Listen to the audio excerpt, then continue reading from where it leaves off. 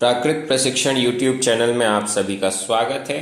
आज हम सभी इस वीडियो के माध्यम से प्रश्नोत्तर रत्न मालिका नामक ग्रंथ पर आधारित प्रतियोगिता के उत्तर देख रहे हैं। इस बार इस वीडियो में आप प्रश्न पत्र क्रमांक 6 के उत्तर प्रश्नोत्तर रत्न मालिका ग्रंथ के अनुसार देखेंगे और समझेंगे। चलिए प्रारंभ करते हैं। पहला प्रश्न, प्रश्नोत्तर रत्नमालिका यह नामकरण किस श्लोक में प्राप्त होता है? 4 ऑप्शन है हमारे पास।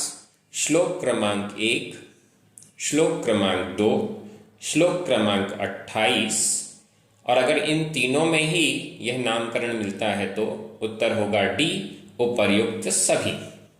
बड़ा सरल है, एक एक करके हम श्लोक देख लेते हैं। सबसे पहले श्लोक क्रमांक 1, इसमें है प्रणिपत्य वर्धमानम प्रश्नोत्तर रत्नमालिकाम वक्षे। प्रश्नोत्तर रत्नमालिकाम, यहाँ पर नामकरण हमको मिल रहा है प्रश्नोत्तर रत्नमालिका को वक्षे कहूंगा, तो ये पहला ऑप्शन तो हमारा सही है।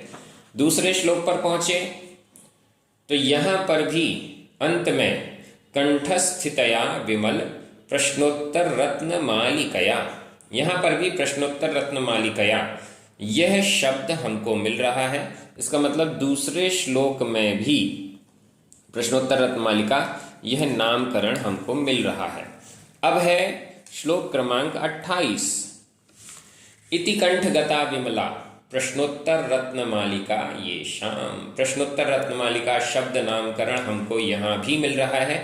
इसका मतलब राजर्षि अमोघ वर्ष जी ने 3 श्लोकों में प्रश्नोत्तर रत्नमालिका यह नामकरण दिया है, तो इसलिए इस प्रश्न का सही उत्तर हुआ डी, उपर्युक्त सभी। दूसरा प्रश्न, कानों से पीने योग्य खाली स्थान को अमृत के समान जाना जाता है। 4 ऑप्शन है, सत्य वचन, सत्य उपदेश, सत्य न्याय और सत्य प्रयास। श्लोक क्रमांक 9 पर पहुंचिए। पातुम कर्णांजलिभिः कि ममृतमिव बुध्यते सदुपदेशः। पातुम पीने योग्य, कर्णांजलिभिः कर्ण अंजलिभिः कर्ण रूपी अंजलियों के द्वारा पीने योग्य किम क्या है, यह प्रश्न हुआ। उत्तर, अमृतम इव अमृत के समान, बुध्यते कहा जाता है। क्या कहा जाता है?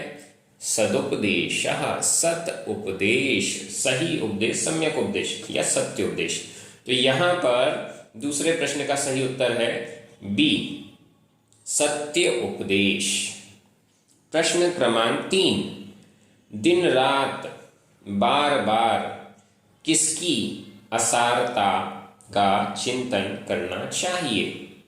4 ऑप्शन है, संसार, शरीर, भोग और प्रमदा। श्लोक क्रमांक 19 पर पहुंचिए। काहर निष्मनु चिंत्या संसारा सारता न च प्रमदा। काहर निष्मनु चिंत्या, का अहर्निशम अनुचिंत्या, का यानी क्या, अहर्निशम अहर्निश दिन रात, दिन रात, अनुचिंत्या अनुचिंतन के योग्य, दिन रात अनुचिंतन के योग्य का क्या है? दिन रात बार बार चिंतन करने योग्य, विचार करने योग्य का क्या है? उत्तर है संसारा सारता, संसार असारता, संसार की असारता। संसार की असारता ही दिन रात बार बार चिंतन करना के लिए योग्य है। तो यहां हमारे प्रश्न का सही उत्तर हुआ ए, संसार। चौथा प्रश्न, गुरु के वचन क्या हैं?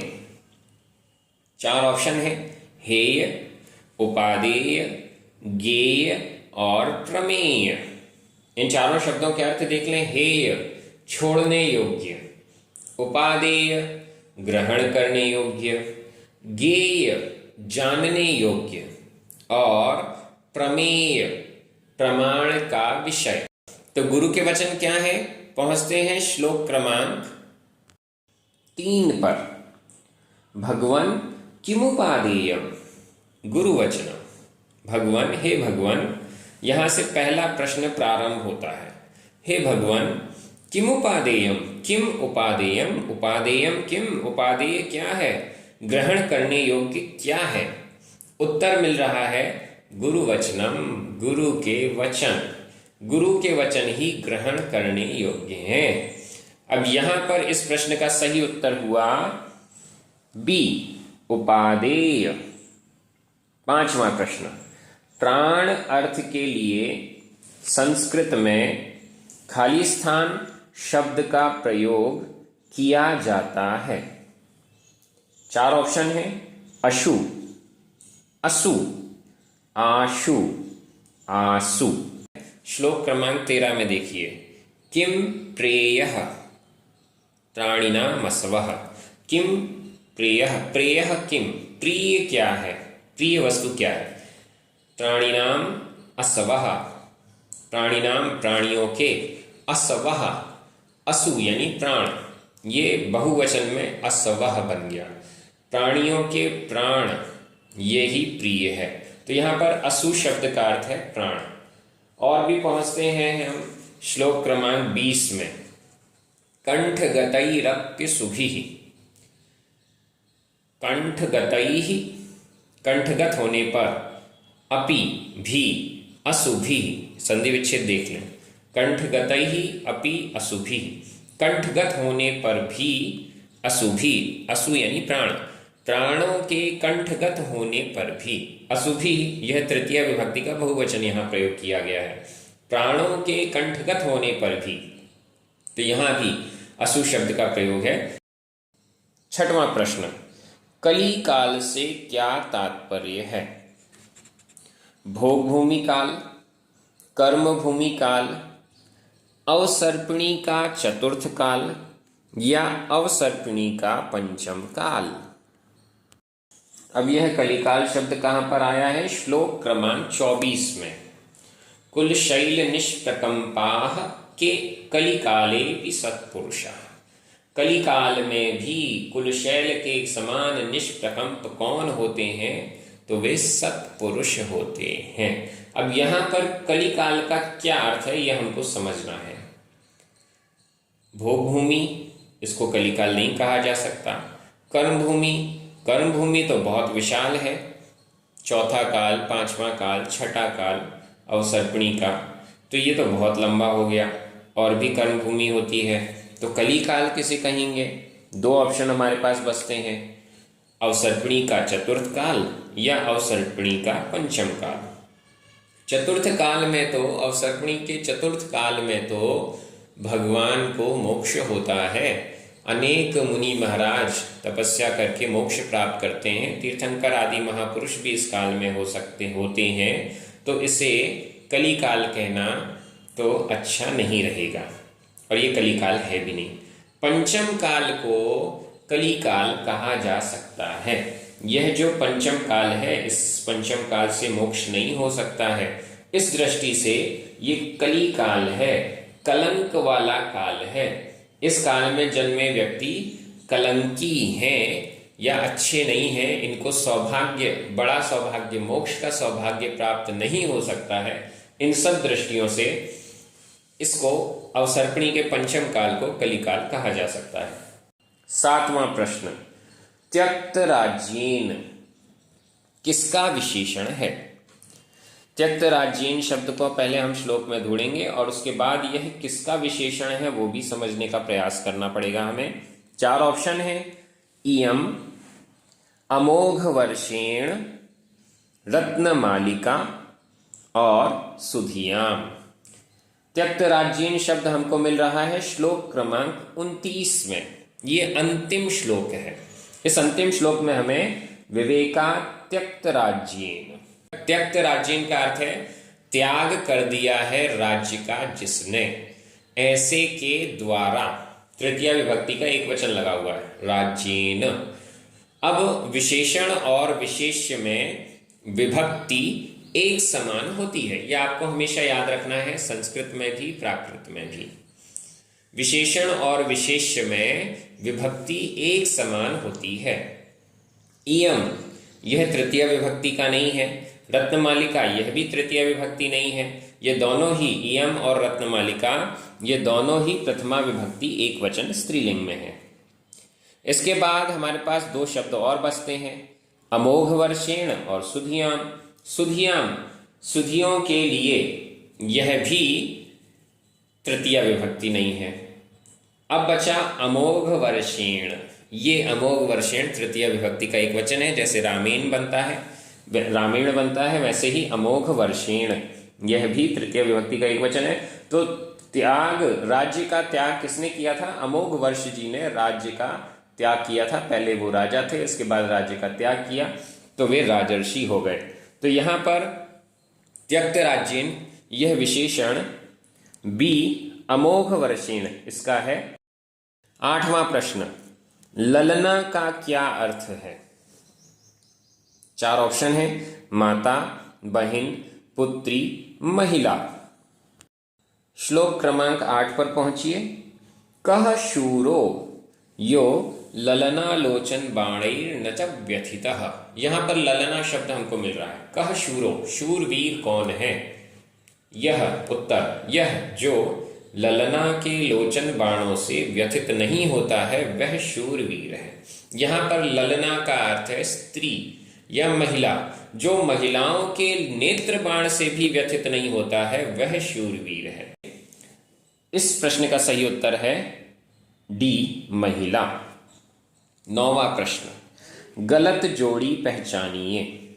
इनमें से 3 जोड़ियां तो सही हैं, एक जोड़ी गलत है। तो वो गलत जोड़ी कौन सी है उसको हमें पहचानना है। पहला, दृष्ट लाभ धन प्राप्ति, अदृष्ट लाभ पुण्य प्राप्ति, स्पष्ट लाभ धन प्राप्ति। और अगर ये तीनों ही सही हैं तो उत्तर होगा डी, इनमें से कोई नहीं। दृष्ट और अदृष्ट लाभ की चर्चा श्लोक क्रमांक 23 में आई है। क्व स्थातव्यम न्याये पथि दृष्टादृष्ट लाभाय। क्व स्थातव्यम, कहाँ पर स्थित होना चाहिए, कहाँ पर ठहरना चाहिए, कहाँ पर रहना चाहिए? उत्तर है न्यायी पथि, न्याय के पथ पर, न्याय के पथ पर ठहरना चाहिए। किस लिए? दृष्टादृष्ट लाभाय, दृष्ट और अदृष्ट लाभ के लिए। दृष्ट लाभ और अदृष्ट लाभ दोनों की प्राप्ति न्याय के पथ पर होती है।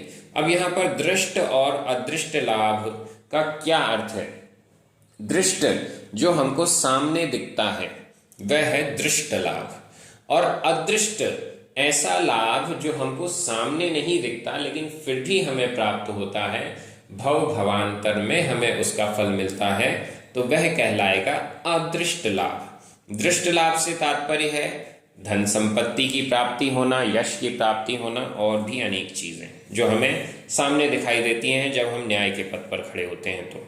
और अदृष्ट लाभ पुण्य की प्राप्ति, यह ऐसा पुण्य होता है जो भव भवांतर में हमारे काम आता है, उसे अदृष्ट लाभ कहते हैं। तो यहां पर पहला और दूसरा ये दोनों ऑप्शन सही हैं। स्पष्ट लाभ, यह जो शब्द है यह यहाँ पर पूरे प्रश्नोत्तर रत्नमालिका में नहीं आया है।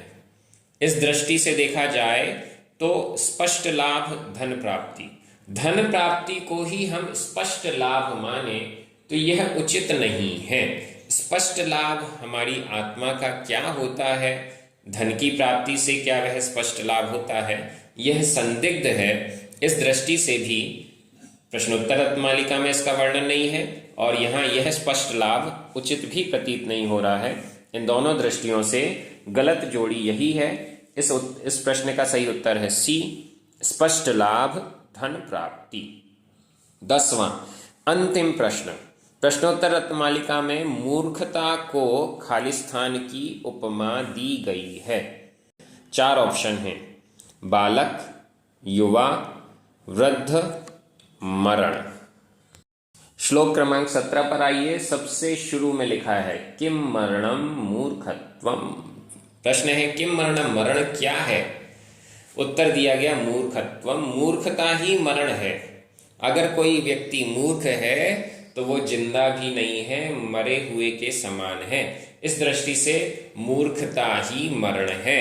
यहाँ हमारे प्रश्न का सही उत्तर है डी, मरण।